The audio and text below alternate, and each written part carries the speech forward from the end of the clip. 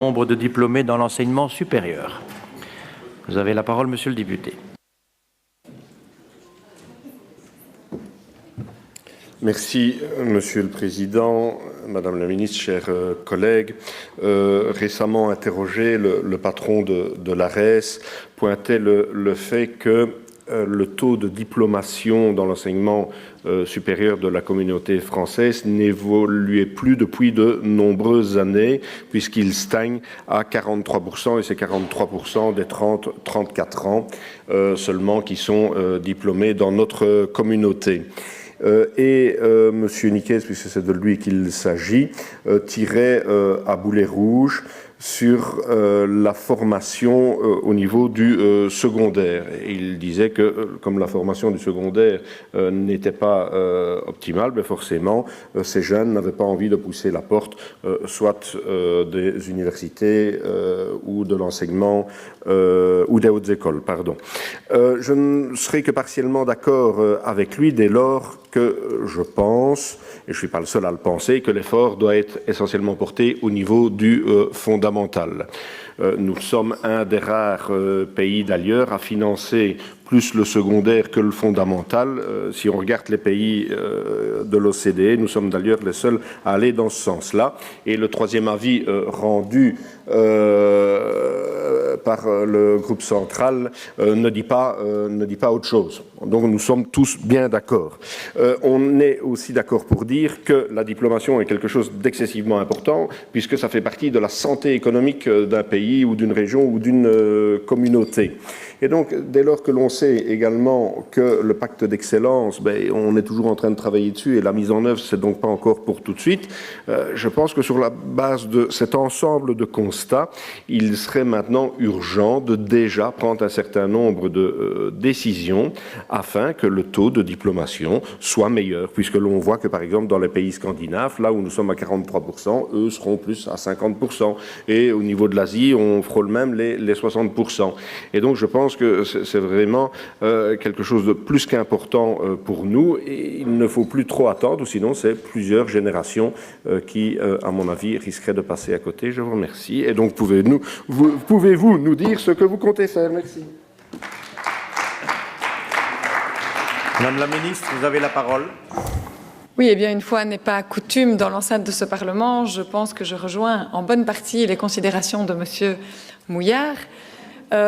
Effectivement, le constat que pose le directeur de l'ARES est correct sur le taux de réussite qui stagne dans le supérieur, taux de réussite qui est quand même assez bon de manière globale, mais remettre uniquement la faute sur les quelques années antérieures et notamment le secondaire me paraît réducteur, puisque c'est vrai, à mon sens, tout se joue beaucoup plus tôt, notamment par rapport à l'apprentissage de la langue, à l'apprentissage du français, à l'apprentissage des codes de la culture scolaire.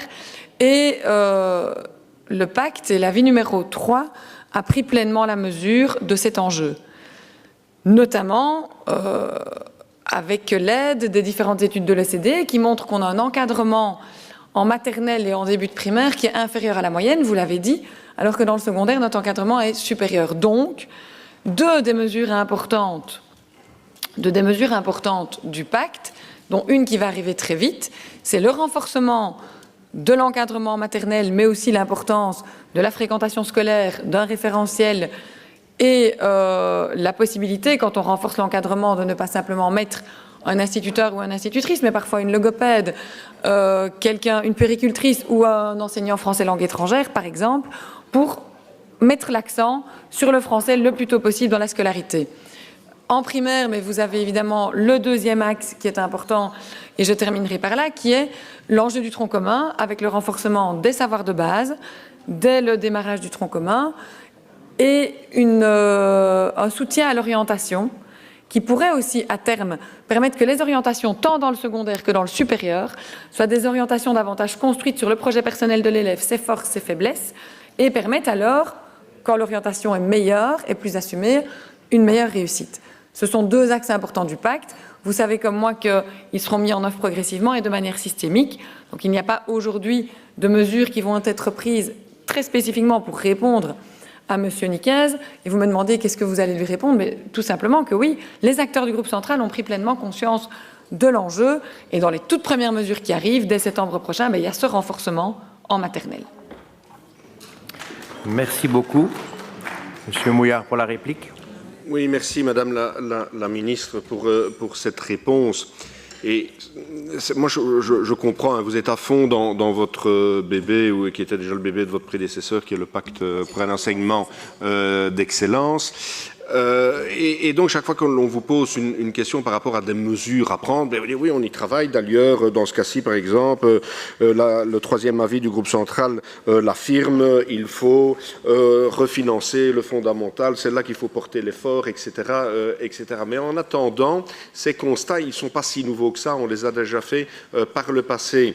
Le pacte n'est pas encore finalisé, la mise en œuvre, on ne sait pas encore exactement quand et comment, et donc j'ai peur que sur des constats unanimes et que l'on connaît déjà depuis un certain temps, le fait de ne pas prendre des mesures là maintenant tout de suite, c'est clairement une perte de temps et donc c'est une situation qui ne s'améliore pas. Et lorsqu'on sait, je le rappelle, que la formation de nos jeunes, ça a vraiment un impact direct sur la santé économique d'un pays.